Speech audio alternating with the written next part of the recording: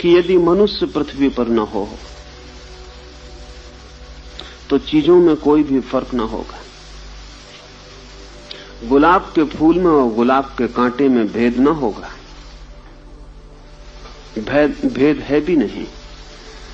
गुलाब का कांटा गुलाब के फूल से ऐसा जुड़ा है जैसा आपके हृदय से आपकी आंखें जुड़ी।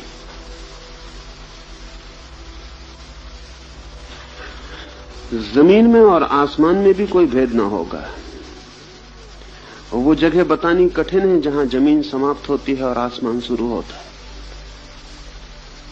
वे संयुक्त हैं, एक ही चीज के दो छोर हैं। ये समुद्र कहां शुरू होता है और जमीन कहां शुरू होती है बताना मुश्किल है। आदमी ना हो तो समुद्र के भीतर जमीन का फैलाव है और समुद्र का फैलाव जमीन के भीतर।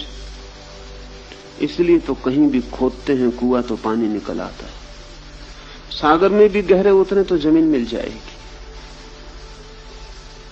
सागर में पानी थोड़ा ज्यादा और मिट्टी थोड़ी कम, और मिट्टी में थोड़ा पानी ज्यादा, पानी कम और मिट्टी ज्यादा। बाकी बिना मिट्टी के पानी नहीं हो सकता और बिना पानी के मिट्टी नहीं हो सकती है। आदमी को हम अलग कर दें तो चीजों में कोई भेद नहीं है, सब चीजें जुड़ी हुई और एक है।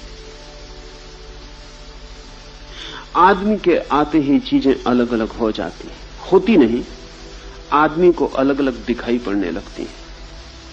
अगर मैं आपको देखता हूं तो आपके हाथ मुझे अलग मालूम पड़ते हैं, आपकी आंख मुझे अलग मालूम पड़ती है, आपके कान अलग मालूम पड़ते हैं, आपके पैर अलग मालूम पड़ते हैं, लेकिन आपके भीतर, आपके अस्तित्व में कहीं भी तो कोई भेद नहीं है। आंख और कान और हाथ और पैर सब संयुक्त हैं, एक ही चीज का फैलाव।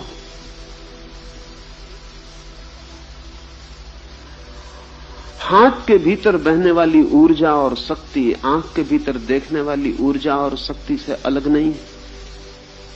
हाथ ही आंख से देखता है, आंख ही हाथ से छूती है।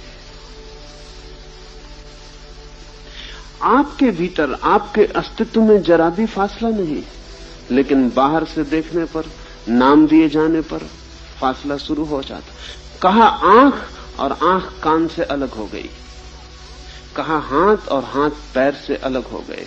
दिया नाम कि हमने सीमा खींची और चीजों को पृथक किया। अल्लाह से कहता है वो अनाम, द नेमलेस। जब तक हम उसे नाम न दें तब तक वो समस्त अस्तित्व का स्रोत है। और अस्तित्व को दो नाम दिए हैं अल्लाह ने, स्वर्ग का और नरक का, स्वर्ग का और पृथ्वी का।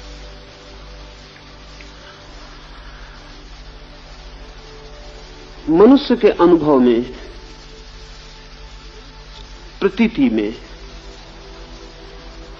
सुख और दुख दो अनुभूतियां हैं, गहरी से गहरी।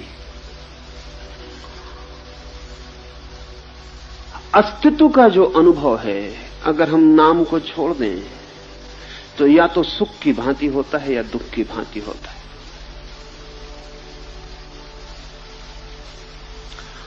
और सुख और दुख भी दो चीजें नहीं हैं। अगर हम नाम बिल्कुल छोड़ दें तो सुख दुख का हिस्सा मालूम होगा और दुख सुख का हिस्सा मालूम होगा।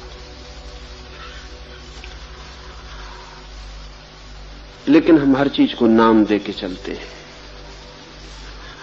मेरे भीतर सुख की प्रतीति हो रही हो, अगर मैं ये ना कहूं कि ये सुख है, तो हर सुख की प्रतीति की अपनी पीड़ा होती। ये थोड़ा कठिन होगा समझना। हर सुख की प्रतीति की अपनी पीड़ा होती। प्रेम की भी अपनी पीड़ा है, सुख का भी अपना दंश है, सुख की भी अपनी चुभन है, सुख का भी अपना कांटा है। अगर नाम ना दें, अगर नाम दे दें तो हम सुख को अलग कर लेते हैं, दुख को अलग कर देते हैं। फिर सुख में जो दुख होता है उसे भुला देते हैं, मान के कि वो सुख का हिस्सा नहीं है। और दुख में जो सुख होता है उसे भुला देते हैं, मान करके वो दुख का हिस्सा नहीं, क्योंकि हमारे शब्द में दुख में सुख कहीं भी नहीं समाता और हमारे शब्द सुख